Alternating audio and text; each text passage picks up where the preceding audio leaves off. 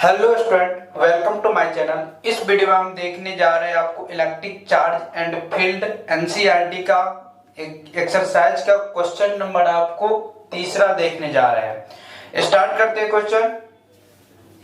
देखिए क्या बोल रहा है, चेक दैट द रेशियो के E square by GME/MP by the mass of electron, mass of proton is dimensionless.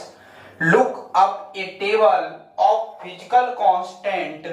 माने कि बोल रहा है फिजिकल कांस्टेंट जो होता है के का वैल्यू, जी का वैल्यू और टेबल से देख सकते हैं, आप मदद ले सकते हैं। And determined the value of this ratio और what does the ratio signify. क्या होगा तो इसमें पहले पूछ रहा है आपको फर्स्ट पार्ट में चेक दैट द रेशियो के ई स्क्वायर इतना इज डायमेंशनलेस, या ये डायमेंशनलेस है या नहीं। तो ध्यान से देखना है, अगर ये फोर्स हम लोगों को ऊपर में इलेक्ट्रोस्टैटिक फोर्स है, नीचे में हम लोगों को क्या है ग्रेविटेशनल फोर्स है G, तो क्या हो जाएगा जब दोनों को रेशियो निकालेंगे तो K E square upon A R square हो जाएगा। आर स्क्वायर जो कि आप लोग कूलॉम्स लॉ से पढ़े होंगे, ये फार्मूला के Q1 Q2 by are square, के Q1 Q2 by are square. तो ये हो गया हम लोगों को इलेक्ट्रॉन, इसीलिए यहाँ पर मास ऑफ प्रोटॉन और मास ऑफ इलेक्ट्रॉन दिया हुआ है। तो देखिए चार्ज ऑफ इलेक्ट्रॉन और चार्ज ऑफ प्रोटॉन दोनों चार्ज सेम होता है, परंतु प्लस माइनस का डिफरेंस रहता है। चार्ज ऑफ प्रोटॉन में प्लस रहता है। क्या होता है चार्ज ऑफ प्रोटॉन, तो ये होता है 1.6 इंटू 10 टू द पावर -19, ये प्लस में हो जाता है। वही इलेक्ट्रॉन का चार्ज हो जाएगा -1.6 into 10 to the power -19 coulomb. तो देखिए दोनों क्वांटिटी सेम है यहाँ पर, इसीलिए इलेक्ट्रॉन का स्क्वायर कर लिया गया है। तो ये इलेक्ट्रोस्टैटिक फोर्स है, एक ग्रेविटेशनल फोर्स है। ग्रेविटेशनल फोर्स जो कि आप 9th में भी पढ़े होंगे, GMP और ME का स्क्वायर अपॉन आर स्क्वायर। अब देखिए दो चार्ज या दो बॉडी के बीच का डिस्टेंस सेम होगा तो ए आर स्क्वायर कट गया। जैसे ए आर स्क्वायर कटेगा तो के ई स्क्वायर अपॉन हो जाएगा GMP/ME।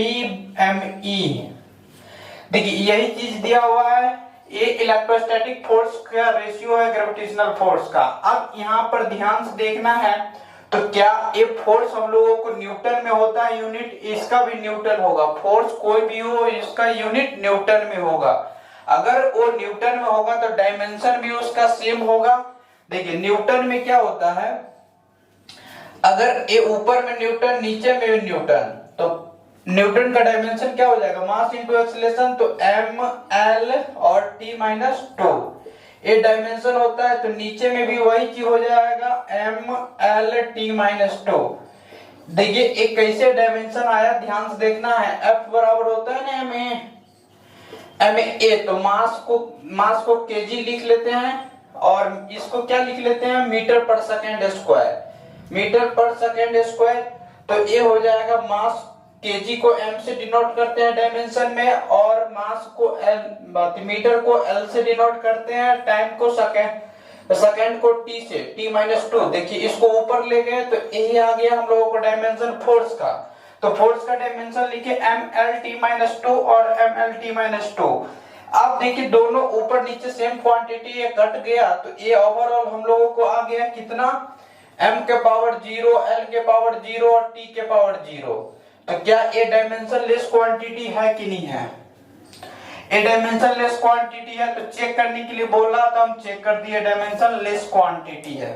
अब देखिए इसका हम सेकेंड पार्ट देखने जा रहे हैं। इसमें पूछ रहा है क्या वैल्यू होगा इसमें, तो यहां पर हो जाएगा हम लोगों को के ई स्क्वायर अपॉन GMP और ME।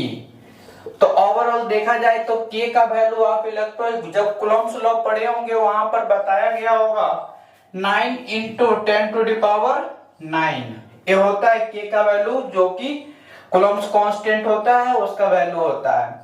के हो गया और electron 1.6 into 10 to the power -19 का होल स्क्वायर होल स्क्वायर हो गया। अब ध्यान से देखना जी कितना होता है 6.67 इंटू 10⁻⁻11।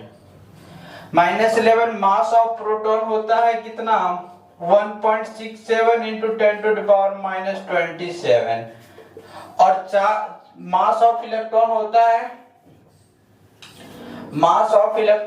है 1.6 मास ऑफ 9.1 इंटू 10⁻31 केजी। ध्यान से देखिए ये भी केजी में होगा, इतना केजी यूनिट नहीं लेते हैं, लास्ट में यूनिट कट ही जाता है सबका। अब ध्यान से देखना है जब इसको सॉल्व कीजिएगा तो कितना आ जाएगा, अप्रोक्स सॉल्व कीजिएगा यहाँ पर 10⁻38 आ जाएगा ना, -10⁻38 आ गया। और इस दोनों को जोड़िएगा तो कुछ ज्यादा डिजिट आ जाएगा, जोड़ने के बाद हम लोगों को 58 आ जाएगा और इधर कुछ कैंसिल आउट हो जाएगा कुछ पार्ट। तो सॉल्व करने के बाद इसको कैलकुलेट करने के बाद ये आ जाएगा हम लोगों को कितना 2.39 इंटू 10⁻39। ये अप्रोक्स वैल्यू है क्योंकि हम लोग परफेक्ट रूप से मल्टीपल डिवाइड नहीं किए होंगे तो ये हो जाएगा, इसीलिए यहाँ पर ऐसा कैलकुलेशन रहेगा तो अप्रोक्स लेना ही पड़ता है। और इसको हम लिख सकते हैं 2.4 इंटू 10⁻39। ये भी अप्रोक्स के फॉर्मेट में लिख सकते हैं।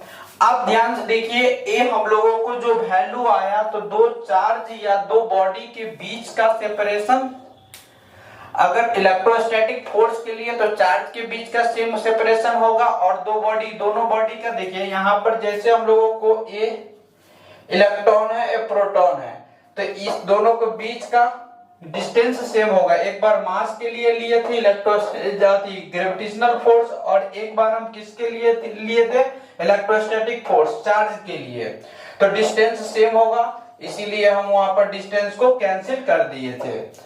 आई होप ये वीडियो आपको समझ में आया होगा, एक क्वेश्चन समझ में आया होगा। Thank you for watching.